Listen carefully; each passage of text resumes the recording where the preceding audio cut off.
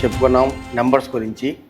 ఈ సంఖ్యామానం టాపిక్లో ఈ సంఖ్య అంటే ఏంటి, అంకె అంటే ఏంటి, ఈ సంఖ్యల్లో రకాలు ఏంటి, వాటి గురించి డిస్కస్ చేసాం. ఈరోజు వచ్చేసి మనం ఆ సంఖ్యల మీద ఎగ్జామినేషన్స్లో ప్రాబ్లమ్స్ ఏ విధంగా ఇస్తారు, ఈ సంఖ్యలను బేస్ చేసుకుని ఎలా ఇస్తారు, ఎలా మనం సాల్వ్ చేయాలి ఒకసారి డిస్కస్ చేద్దాం. చూడండి ఇక్కడ ప్రాబ్లమ్స్. సో ఫస్ట్ వన్, క్రింది వాణిలో ప్రధాన సంఖ్య ఏది అని చెప్పి ఇచ్చి, which of the following is a prime number. క్రింది వాణిలో ప్రధాన సంఖ్య ఏది అని చెప్పి ఇచ్చారు. సో ఆప్షన్స్లో 51, 63, 41, 91 అని చెప్పేసి 4 ఆప్షన్స్ ఇచ్చారు. చెప్పాను లాస్ట్ క్లాస్లో ప్రైమ్ నెంబరు, ప్రధాన సంఖ్య అంటే ఏంటి, ఏదైనా ఒక సంఖ్య ఒకటితో మరియు దానితో అది మాత్రమే నిశ్శేషంగా భాగింపబడితే ఆ సంఖ్యను ఏమంటాం, ప్రధాన సంఖ్య అని చెప్పేసి అంటాం. Exactly divisible by 1 and itself only అయితే ఆ నెంబర్ని ఏమంటాం, ప్రైమ్ నెంబర్ అని చెప్పేసి అంటాం. తీసుకుంటే 51 అంటే 17 ఇంటూ 3 51 అవుతుంది. అంటే 51ని 17 డివైడ్ చేస్తుంది, 3 కూడా డివైడ్ చేస్తుంది. 63 3తో డివైడ్ చేస్తే 21 ఇంటూ 3 అవుతుంది, లేదా 9 ఇంటూ 7 కూడా అవుతుంది. So exactly divisible by 1 and it self అవ్వట్లేదు. సో ఇది కూడా ప్రైమ్ నెంబర్ కాదు, ఇది కూడా ప్రైమ్ నెంబర్ కాదు. నెక్స్ట్ 41 అంటే ఏంటి, ఓన్లీ 41 ఇంటూ 1 మాత్రమే 41 అవుతుంది. సో 41 అనేది 41తో మరియు 1తో మాత్రమే ఎగ్జాక్ట్గా డివిజిబుల్ అవుతుంది. కాబట్టి ఆన్సర్ ఏమవుతుంది, థర్డ్ ఆప్షన్ రైట్ ఆన్సర్ అవుతుంది. మన 4th వన్ తీసుకున్నా కూడా 91 అంటే 13 ఇంటూ 7, 91ని 13 డివైడ్ చేస్తుంది, 7 కూడా డివైడ్ చేస్తుంది. సో ఆన్సర్ ఏంటంటే థర్డ్ ఆప్షన్ 41 అనేది రైట్ ఆన్సర్ అవుతుంది. సో ఎగ్జాక్ట్గా divisible by 1 and itself only. So 41ని 1 డివైడ్ చేస్తుంది, మరలా 41 మాత్రమే డివైడ్ చేస్తుంది. కాబట్టి ఇచ్చిన ఆప్షన్స్లో ప్రైమ్ నెంబర్ ప్రధాన సంఖ్య ఏది అంటే ఆన్సర్ వచ్చేసి థర్డ్ ఆప్షన్ అవుతుంది. Okay, next problem. క్రింది వాణిలో కవల ప్రధాన సంఖ్యలు కనుగొనుము అన్నారు. కవల ప్రధాన సంఖ్యలు, సో ట్విన్ ప్రైమ్స్ అని చెప్పేసి అంటాం. Which of the following are twin primes అన్నారు. క్రింది వాణిలో కవల ప్రధాన సంఖ్యలు కనుగొను. మనం చెప్పుకున్న లాస్ట్ క్లాసులో ఏవైనా సరే 2 ప్రధాన సంఖ్యలు ఉండి వాటి మధ్య డిఫరెన్స్ 2గా ఉంటే ఆ 2 సంఖ్యలను ఏమంటాం, కవల ప్రధాన సంఖ్యలు అని చెప్పేసి అంటాం. సో ఆప్షన్స్ గమనిస్తే 12, 13 డిఫరెన్స్ ఎంత 1, 13, 17 డిఫరెన్స్ ఎంత 4, 17, 19 డిఫరెన్స్ ఎంత 2, 19, 29 డిఫరెన్స్ ఎంత 10. సో థర్డ్ ఆప్షన్లో 17, 19 రెండు కూడా ప్రైమ్ నెంబర్స్, ప్రధాన సంఖ్యలు. వాటి మధ్య భేదం 2గా ఉంది కాబట్టి ఆ 2 సంఖ్యలు ఏమంటామంటే ట్విన్ ప్రైమ్స్, అంటే కవల ప్రధాన సంఖ్యలు అని చెప్పేసి అన్నాం.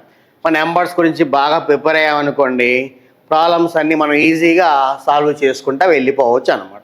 ఓకేనా, నెక్స్ట్ ప్రాబ్లం.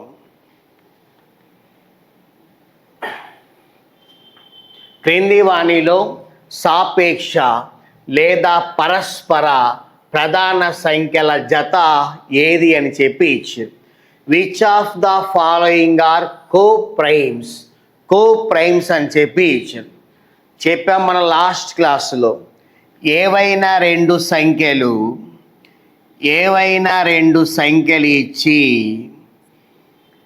ఈ 2 సంఖ్యలని కేవలం 1 మాత్రమే భాగిస్తే అంటే రెండు సంఖ్యల యొక్క గరిష్ట సామాన్య భాజకం ఒకటైతే ఏవైనా రెండు సంఖ్యలు తీసుకుంటే ఆ రెండు సంఖ్యలని కేవలం ఒకటి మాత్రమే భాగిస్తే అంటే రెండు సంఖ్యల యొక్క గరిష్ట సామాన్య భాజకం అంటే హైయెస్ట్ కామన్ ఫ్యాక్టర్ 1 అయితే ఆ రెండు సంఖ్యలు ఏమంటాం?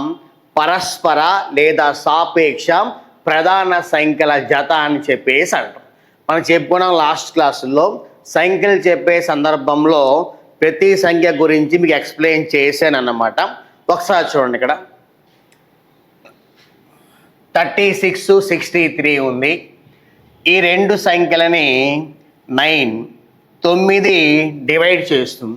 9 వచ్చేసి 36ని 4 టైమ్స్, 963ని 7 టైమ్స్ డివైడ్ చేస్తుంది. నెక్స్ట్ 68, 85 ఇచ్చారు. ఈ రెంటిని 17 డివైడ్ చేస్తుంది. 17 4 టైమ్స్, 17 5 టైమ్స్ డివైడ్ చేస్తుంది. 76, 133 ఈ రెంటిని 19 డివైడ్ చేస్తుంది. 19 4 టైమ్స్, 19 7 టైమ్స్ డివైడ్ చేస్తుంది. కానీ 23, 33 ఈ రెంటిని కేవలం ఒకటి మాత్రమే డివైడ్ చేస్తుంది. 122 టైమ్స్, 135 టైమ్స్ మాత్రమే డివైడ్ చేస్తుంది. ఈ రెండు సంఖ్యలని కేవలం ఒకటి మాత్రమే భాగిస్తుంది కాబట్టి ఈ రెండు సంఖ్యలను ఏమంటాం? పరస్పర లేదా సాపేక్ష ప్రధాన సంఖ్యల జత అని చెప్పేసి అంటాం. అయితే మీకు చెప్పాను, ఏవైనా రెండు సంఖ్యలు పరస్పర లేదా సాపేక్ష ప్రధాన సంఖ్యలు అవ్వాలి అంటే ఆ రెండు సంఖ్యలలో ఏ ఒక్క సంఖ్య కూడా ప్రధాన సంఖ్య అవ్వాల్సిన అవసరమే లేదు. ఏ ఒక్క సంఖ్య ప్రధాన సంఖ్య అవ్వాల్సిన అవసరమే లేదు. ఆ రెండు సంఖ్యలని ఏ సంఖ్య భాగించకుండా కేవలం ఒకటి మాత్రమే భాగిస్తే ఆ రెండు సంఖ్యలు ఏమంటామంటే కోప్రైమ్స్ అంటే పరస్పర లేదా సాపేక్ష ప్రధాన సంఖ్యల జత అని చెప్పేసి అంటాం అన్నమాట. ఓకేనా? Next problem.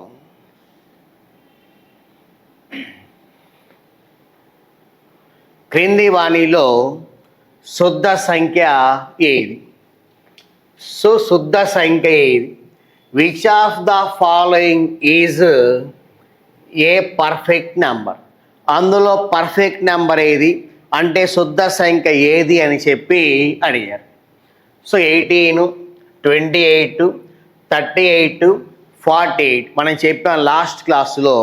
నెంబర్స్ చెప్పుకునే సందర్భంలో శుద్ధ సంఖ్య అంటే ఏంటో చెప్పుకున్నాం.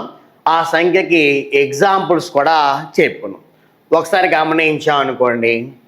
18 ఫస్ట్ ఆప్షన్ 18 తీసుకుంటే 18కి కారణాంకాలు అంటే ఫ్యాక్టర్స్ అని చెప్పేసి అంటాం. 18కి కారణాంకాలు ఫ్యాక్టర్స్ అంటే ఏంటంటే 18ని ఏ సంఖ్యలు అయితే నిశ్శేషంగా భాగిస్తాయో ఆ సంఖ్యలు మొత్తం 18 యొక్క కారణాంకాలు అవుతాయి అన్నమాట. 18ని 1 డివైడ్ చేస్తుంది, 18ని 2 డివైడ్ చేస్తుంది, 18ని 3 డివైడ్ చేస్తుంది, 18ని 6 డివైడ్ చేస్తుంది, 18ని 18 కూడా డివైడ్ చేస్తుంది. ఇవన్నీ 18 యొక్క ఫ్యాక్టర్స్ కారణాంకాలు అవుతాయి అన్నమాట. మనం వీటి మొత్తాన్ని కలిపేస్తే 1 + 2, 3 + 3, 6 + 6, 12 + 18 దట్ ఈజ్ ఈక్వల్ టు ఎంత అంటే 30 అవుతుంది. అలానే సెకండ్ ఆప్షన్ 28 ఇచ్చారు. 28కి కారణాంకాలు అంటే ఫ్యాక్టర్స్ అంటే 28ని ఎగ్జాక్ట్గా నిశ్శేషంగా భాగించే సంఖ్యలు. 28ని 1 డివైడ్ చేస్తాం, 28ని 2 డివైడ్ చేస్తాం, 28ని 4 డివైడ్ చేస్తాం, 28ని 7 డివైడ్ చేస్తాం, 28ని 14 డివైడ్ చేస్తాం, 28ని 28 కూడా డివైడ్ చేస్తాం. ఇవన్నీ 28 యొక్క ఫ్యాక్టర్స్ అంటే కారణాంకాలు అంట. వీటి మొత్తాన్ని యాడ్ చేస్తే 1 + 2 3 + 4 7 + 7 14 + 14 28 + 28 ఈజ్ ఈక్వల్ టు ఎంత అంటే 56 అవుతుంది. ఈ 56 అనేది ఈ 28కి డబల్. 28 × 2 చేస్తే 56 వస్తుంది.